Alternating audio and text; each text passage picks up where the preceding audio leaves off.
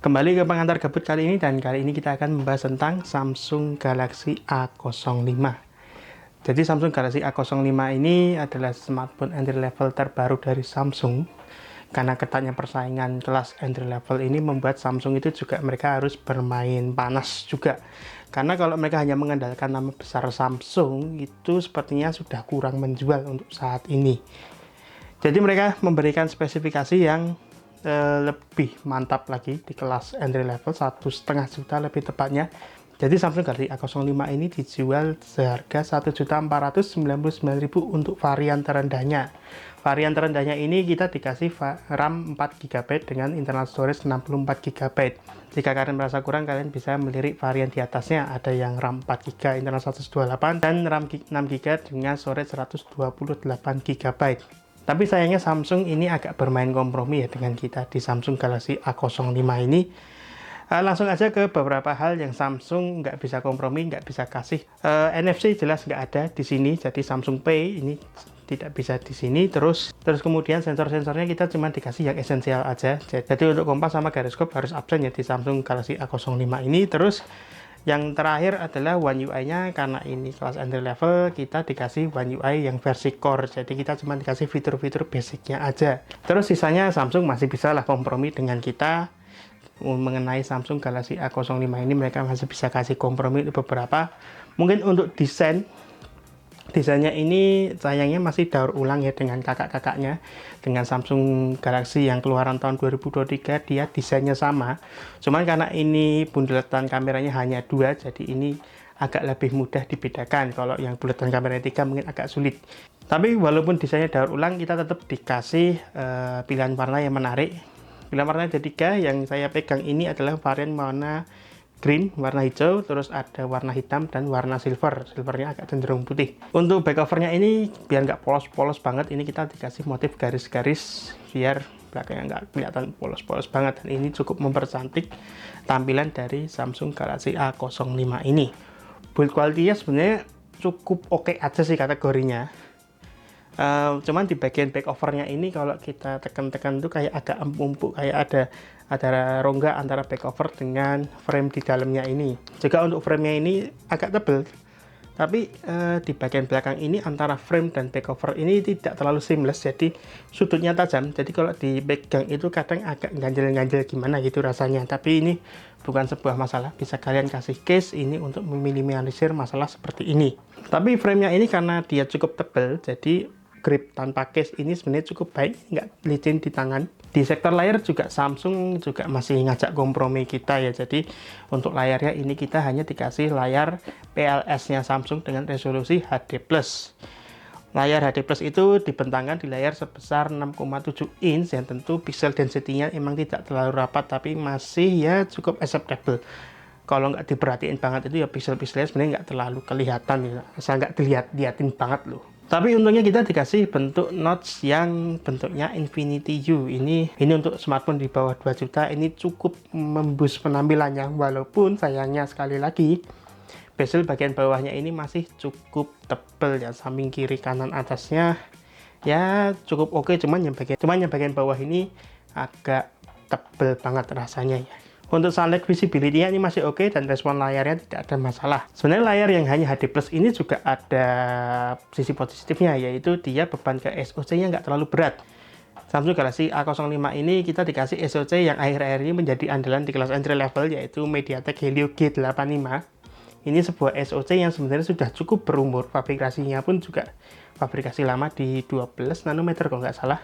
Tapi akhir-akhir ini menjadi primadona di smartphone kelas entry level, karena performanya masih terbilang oke dengan konsumsi daya yang cukup irit. Sinergi antara layar yang hanya HD+ ini dan sebuah SoC yang cukup irit daya ini membuat Samsung Galaxy A05 ini memiliki baterai yang cukup padat. Selama pemakaian saya sebagai smartphone kedua ini bisa bertahan selama 2 hari penuh, bahkan lebih, dengan screen on time itu di angka rata-rata sekitar 6-7 jam. Untuk pengisian dayanya ini sebenarnya support Samsung Super Fast Charging yang 25 watt, dan di paket pembelian yang saya punya ini juga dia dikasih bundling charger 25 wattnya.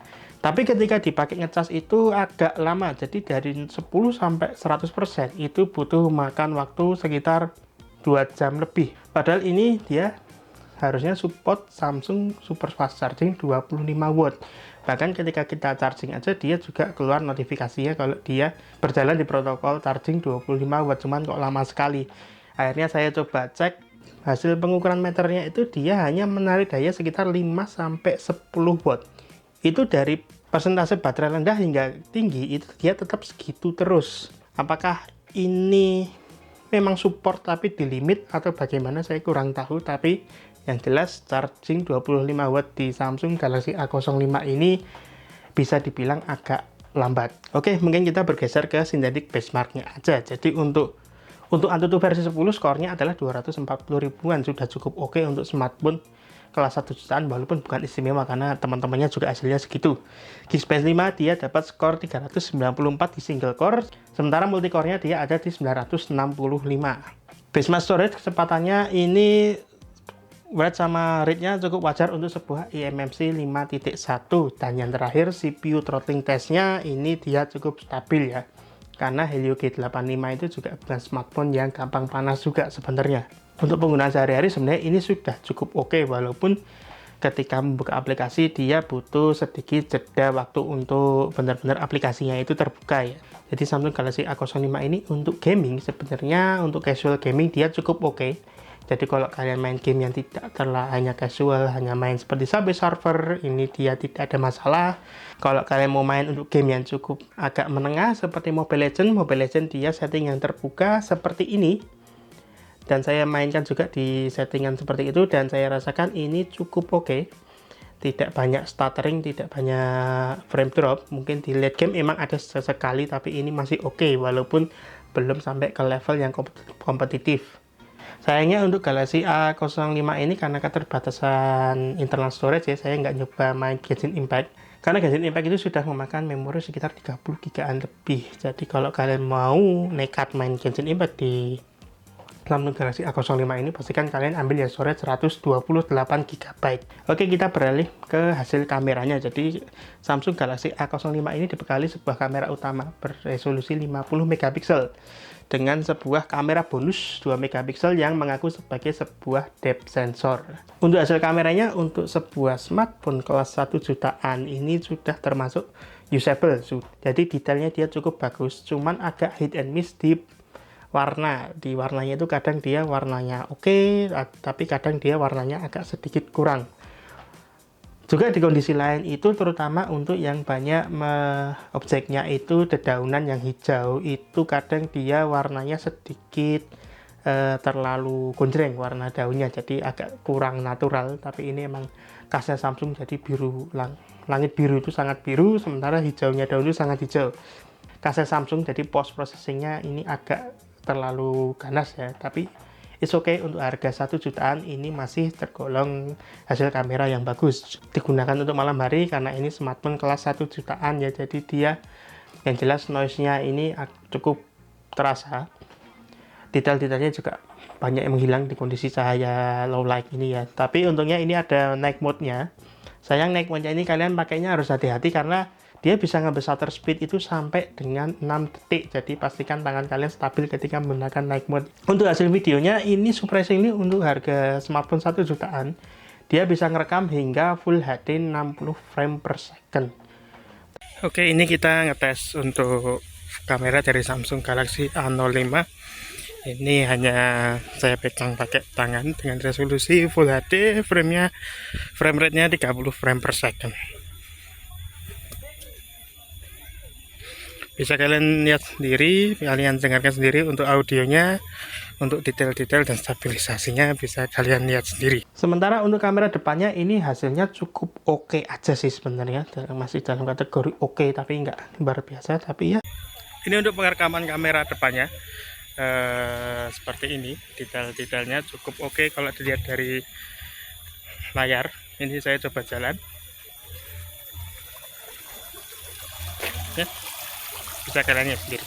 Oke, kita masuk ke kesimpulan dari Samsung Galaxy A05. Jadi Samsung Galaxy A05 ini dia bermain di kelas entry level ya. Ini sedang panas, di kelas entry level ini sedang panas-panasnya. Infinix baru saja mengeluarkan seri Smart 8 di harga 1,2, itu sangat menarik. Dan Redmi 13C itu juga belum ramah rilis beberapa hari sebelum video ini saya buat. Jadi 1,5 juta ini sekarang sedang panas-panasnya. Jadi hal yang menjadi pembeda dari Samsung Galaxy A05 untuk menarik perhatian dari calon konsumernya dibandingkan dengan smartphone-smartphone lain yang beredar dan barusan rilis di rentan harga yang sama, itu adalah nama besarnya Samsung untuk kalian yang mau beli smartphone kelas entry level yang pasti-pasti aja. Mungkin smartphone 1,5 jutaan banyak yang memberikan spesifikasi yang lebih bagus, bahkan di harga yang lebih murah daripada Samsung Galaxy A05. Cuman kebanyakan itu adalah merek-merek yang mungkin asing di mata awam seperti Infinix, Itel, dan Tecno. Itu mungkin masih banyak orang yang awam. Mungkin untuk mereka yang ingin pasti-pasti aja membelikan orang tua tapi pengen speknya yang masih cukup oke, Samsung Galaxy A05 ini adalah alternatif terbaik yang bisa kalian ambil. Karena di harga 1,5 juta ini bisa memberikan performa yang cukup oke, desainnya juga cukup manis, terlihat lebih mahal daripada bandrol harganya, kamera yang cukup usable, dan tentu saja software One UI yang menjadi favorit banyak orang dan mudah digunakan. Jika kalian suka dengan video ini, jangan lupa like, jangan lupa subscribe jika kalian belum, dan share video ini. Terima kasih sudah menonton dan sampai jumpa di video berikutnya.